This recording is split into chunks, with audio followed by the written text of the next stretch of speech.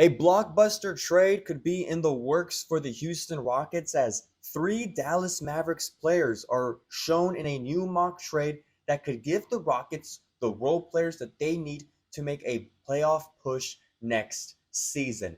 Hello, everybody. Welcome to Rockets Digest. I am your host, Donovan Ricondo, and we are oh so close to that 1,500 subscriber mark. We're currently 30 subscribers away, and we're trying to get to that by the end of the day. So if you know 30 Rockets fans, send them this channel, subscribe. If you're watching it and you're not subscribed, what are you waiting for? We're covering the Houston Rockets all off season. Now, let us get to our first story of the day. We are talking about a new mock trade. And as many of you know, with the loss to the Golden State Warriors, one of the key issues for the Houston Rockets was three-point shooting. We absolutely suffered from not having a go-to reliable guy or guys to give the ball to whenever we drove to the basket, whenever Jalen Green was being blitzed. No one who we could fully rely on. Now, Fred VanVleet did come up clutch in a lot of those instances, but more players to have for that, the better. And so we are going to break down this new proposed trade from Fadeaway World.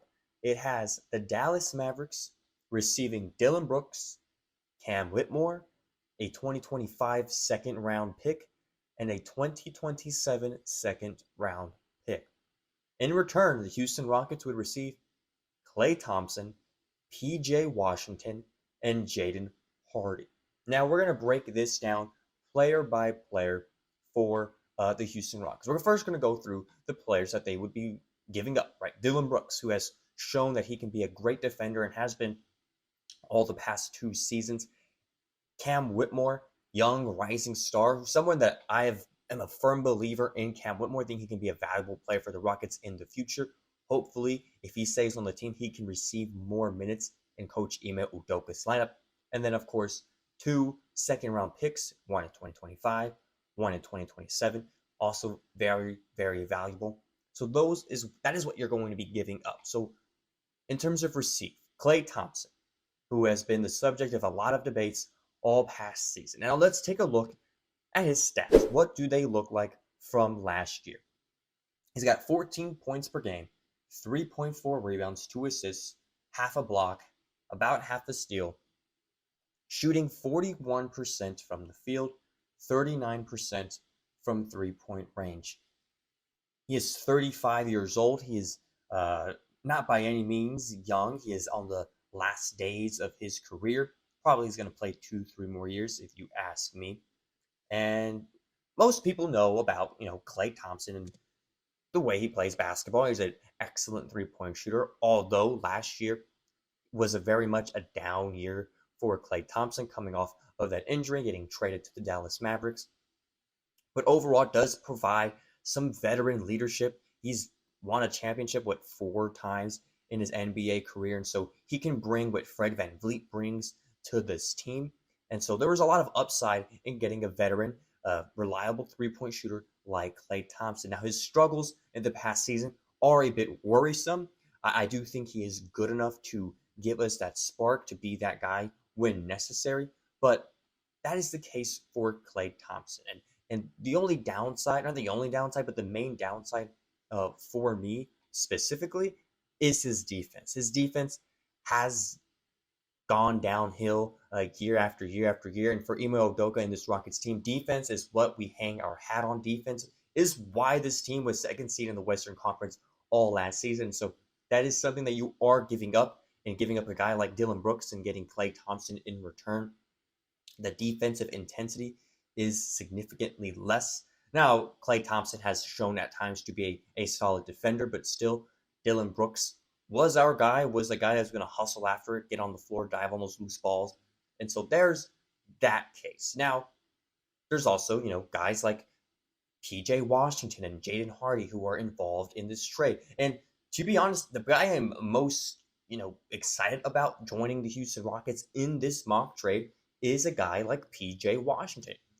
Fadeaway World had this to say about Washington on his production last season. Quote, Washington had a great season with the Mavericks, averaging 14.7 points and 7.8 rebounds on 45.3% shooting from the field.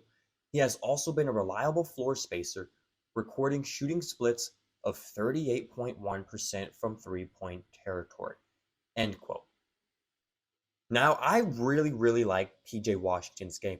He, in my opinion, is exactly what we need. Someone who has NBA experience, someone that is a reliable three-point shooter. You saw the numbers right there. Very impressive.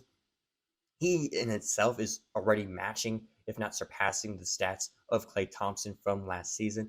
And watching the Mavericks play last season, he was an absolute stud. He was someone that they could rely on, and is exactly what the Houston Rockets need in that position. Now, there are some concerns with PJ Washington. Fadeaway World kind of gave it away as kind of like a upside. They said that, quote, it is also important to note that Washington is in the last year of his contract. This could be of interest to Houston as it allows them to free up at least $14.1 million in cap space next summer. And I suppose it's right? From a financial standpoint, if things don't work out with a guy like PJ Washington, you free up that space. However, on the flip side, if we're going to be trading away a guy like Dillon Brooks and a young prospect like Cam Whitmore, I would want more of a sure thing, right? I wouldn't want to give up something, give up those guys and give up the 2 draft picks for someone who's only going to be on the team 1 year, because we are on a timetable of winning a championship in 1 to, I'd say, 4 or 5 years. And so to have a guy that we know is going to be involved in at least the most of that, at least 2 seasons of that, is more of a good thing than getting a guy who's only going to be around for 1 year. Now, if contracts was not an issue, PJ Washington, I think, would be a great fit for this team. But now, let's get to the third man in this trade, Jaden Hardy. Fadeaway World had this to say about him, quote, Jaden Hardy is on a significantly friendlier contract, earning $6 million over the next 3 years, with an average of 8.7 points per game on 43.5% field goal percentage and 38.6% from three-point land for the season. He makes for a solid scoring option off the bench. And so again, this is exactly what the Houston Rockets need next season. They need shooters. They need people in the high 30s, early 40s of their field goal percentage. And you get that in this trade. You get one of the best shooters of all time. You get 2 guys who have proven to be solid shooters for the Dallas Mavericks, both in the starting lineup and on the bench.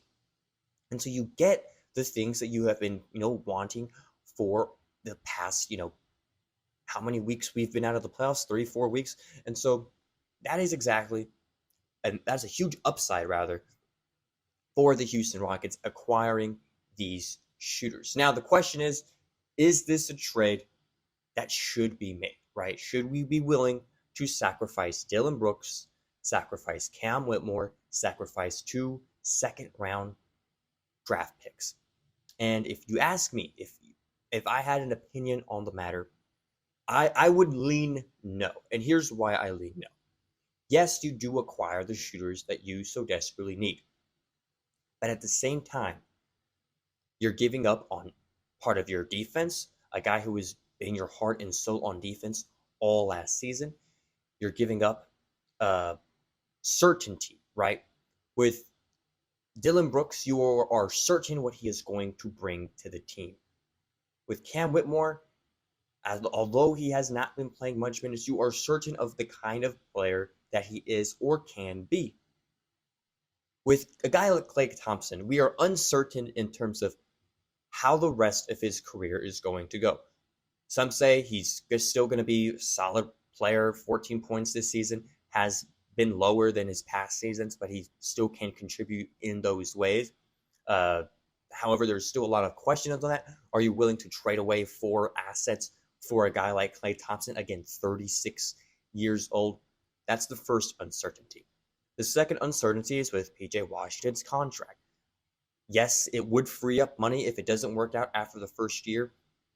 But if you are uncertain if he will re-sign, and if you are uncertain that he is going to provide value in that position for at least more than 1 year, then it just begs the question, is it worth it trading away all these assets for 2 large uncertainties. And to me, if you ask me, it is not worth it. It is not something that GM Rafael Stone should go after. Yes, shooters are a priority for this team, and to get three shooters that have been shown to do a really solid job in that role, in that position, that's something you want. But again, too many uncertainties for this mock trade for me. But if you disagree, let me know in the comments. Let me know what shooters are out there that you would want to get on this Rockets team next year. Let me know in the comments. Again, 30 more people, and we're hitting our goal. If we can get that by the end of today, that would be awesome. Thank you guys so much for watching this video for Rockets Digest. I am Donovan Ricondo. So long.